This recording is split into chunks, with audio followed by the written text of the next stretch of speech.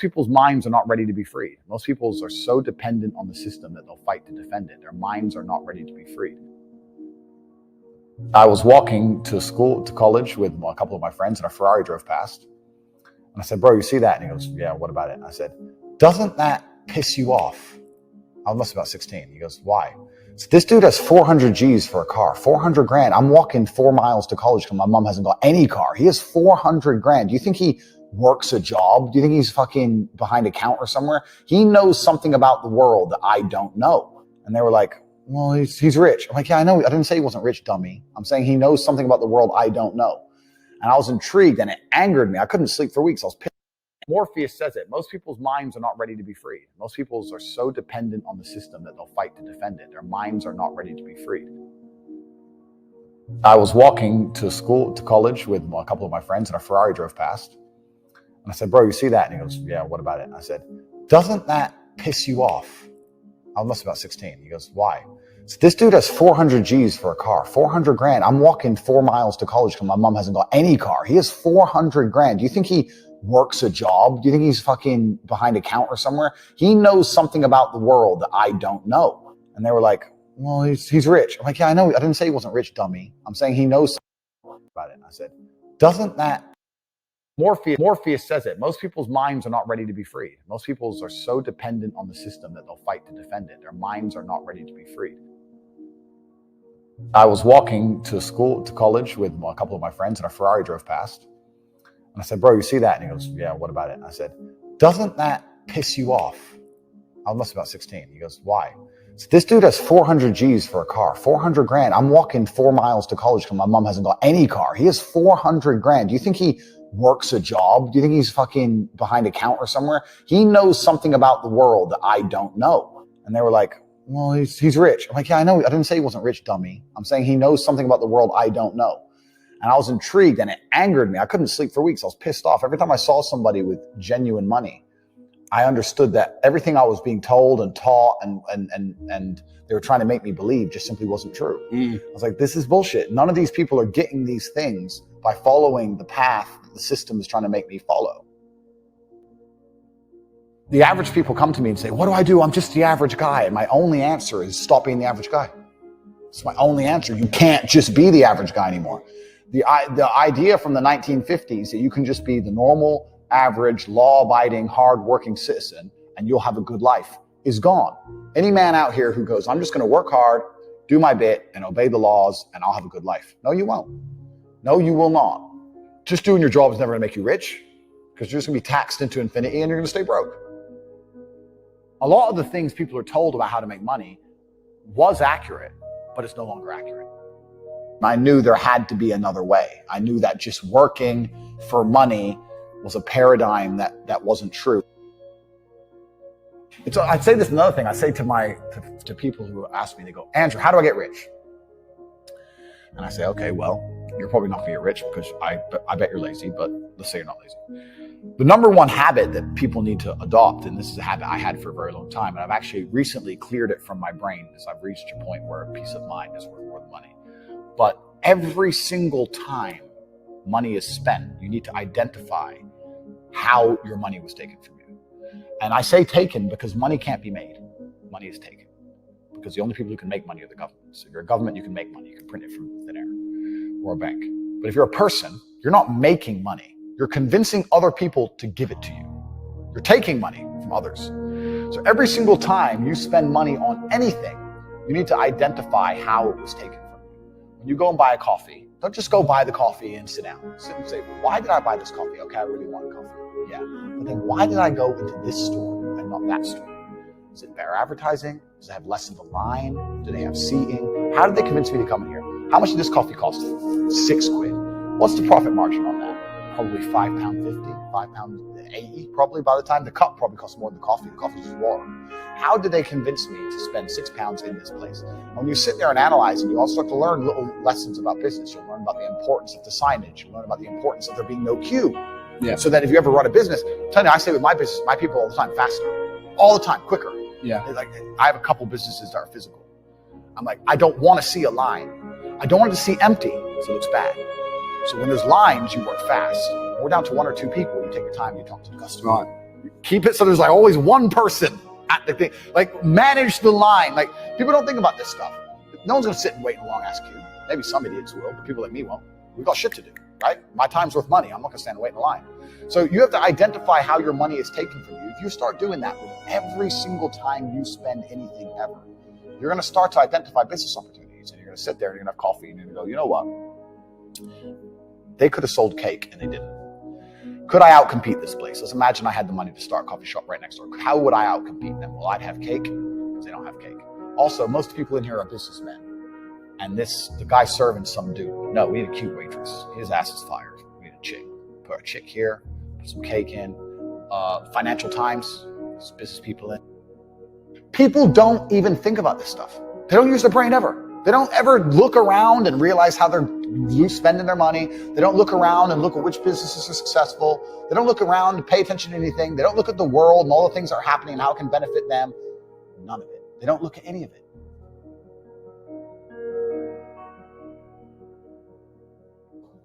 We'll talk about network and how important that is. But it's interesting you say about being in the room where people are making, are talking about property deals. I say the same thing. I say this to people.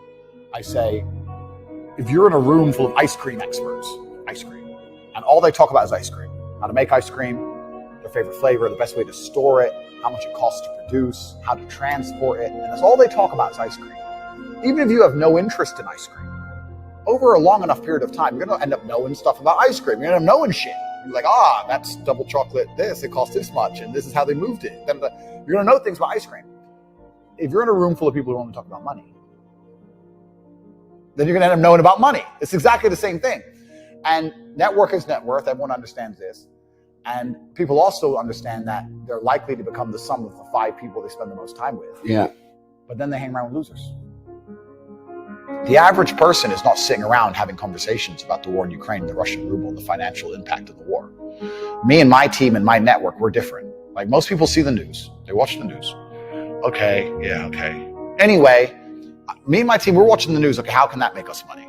How can that make me money? How can that make me money? Right. And it's a different attitude. I'm having endless conversations about the financial impacts of the war in Ukraine and whether we think that Russia's going to win or lose. And now the Russian ruble is at an all-time high. The Russian economy is stronger than it's ever been. After crashing at the height of the sanctions, when they took away the sovereign wealth fund of Russia, which is fucking criminal anyway, they did that. It dumped down, and now it's higher than it's ever been. On a currency to get a 3x. Yeah. It's nearly unheard of. People don't talk about these things. I'm a busy man. Like I don't have time. All these opportunities I've given a little away. I've told a little bit about domain names, a little bit about the Russian ruble, a little bit about stocks, etc. I'm very busy myself, but my network, I have hundreds of people who I talk to all doing this shit. Hey, Tate, have you seen this? And I'll throw him something. He'll throw me something. That's my ecosystem. That's who I talk to. Those are my friends. We don't talk about Rihanna. We don't talk about the football. We don't talk about Love Island. We don't talk about anything other than money. How are we not going to make hundreds of millions of dollars? How am I not going to have money? Like that's all we talk about. That's all we do. So I say this to people and say, when's the last time, we talked about the coffee shop example. I say this to people all the time. When's the last time you sat and talked about money? What do you mean? When's the last time you sat down with someone and talked about money? What do you mean talk about money? Well, if you don't know what to talk about, then you don't understand money. So go learn how money works. Go learn how a bank works. Go sit on YouTube for free. You don't just pay 50 grand in 4 years at university. Go sit on YouTube and understand money, banking, or the real estate market, any of it. Understand the last housing price crash, why it happened. Understand mortgage rates and how that's affected by interest rates. Understand it, and then go sit with someone else who understands it and talk about it. Oh, yeah, I should do that. Yeah. Back to TV. Just even being around people with money, it's just a good place to be. I'll give you an example. I was in Romania and I have the largest car collection probably in Romania. I have 28 supercars, everything you can name. And I went to a town called Cluj-Napoca. It's on the border of Hungary. And I drove there in my Chiron and I parked up and a kid came up and he said, hey, can I take some photos of your car? I have a car spotting page. I was like, yeah, whatever, cool. And he goes, yeah, okay, I'll just be a few minutes to this. So he took a bunch of photos and he come up to me and goes, hey, do you want the photos? And I was like, not really, I've already have photos. And he goes, oh yeah, okay. Well, if you want them, here's my email address. And I said to him, why do you do this? Like, you spend all day standing around taking photos of other people's cars. Is that not a waste of time? I thought it was a waste of time, but I was wrong. He goes, oh, well, I skipped school and I skipped college because I knew if I take pictures of expensive cars and email them to people, I'll have email addresses of the richest people in Romania. I was like, you're clever. I ended up hiring him. He works for me now.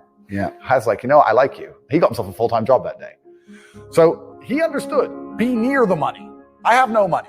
Money's over there. Well, let me get closer to it. Like, no point staying over here on my fucking own. Let me at least get closer to it. That was a 17-year-old kid. Now he's making 10 grand a month in Romania from me. So like, at least being closer to it. So that you're right. People should, even if they haven't got a penny in the world, should be going to these meetings about real estate, about investing, that especially if it's cheap, they should go. Just meet other people who at least have money. Have conversations about money. Talk about it. How are you going to get what you don't talk about? Yeah, you have to be near it and your network needs to be important. And this is the reason why, and I will do a shameless plug here. Like you have your speaking events, I think absolutely everybody should go. Even if they have no intention of buying a house, they should be at that fucking speaking event. They should be listening to you and understanding how the real estate market works. And they should be polite to people and courteous and nice. And they might make a friend. And they should sit and talk to their friend about real estate. Identify the reason why you don't have as much money as you want so far. And there's one of 3 reasons.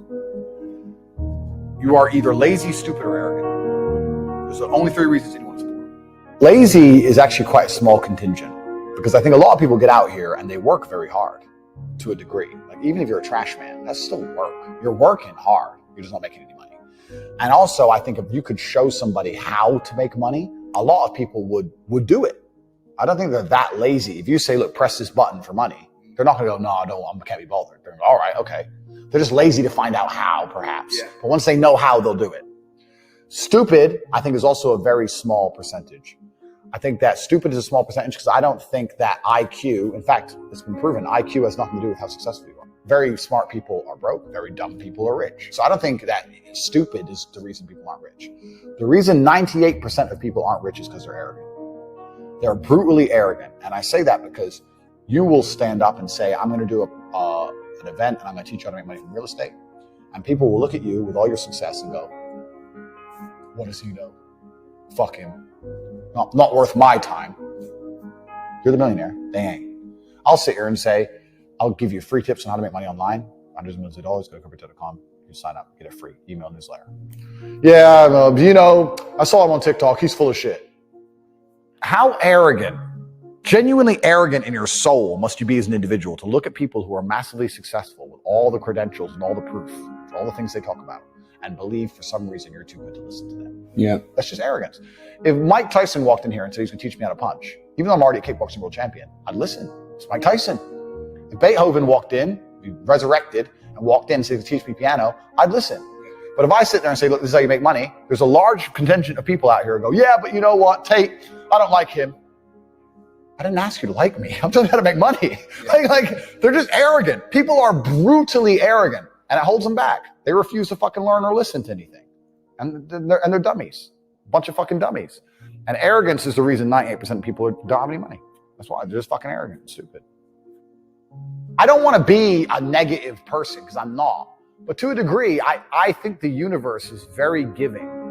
And I've yet to experience in my 36 years a man or a woman who genuinely tries their very best and genuinely dedicates themselves to something and is genuinely motivated to make sure they're the best version of themselves, who doesn't get what they want. Yeah. I've never seen it. I've never seen someone go, I spend all of my time doing what I'm supposed to do.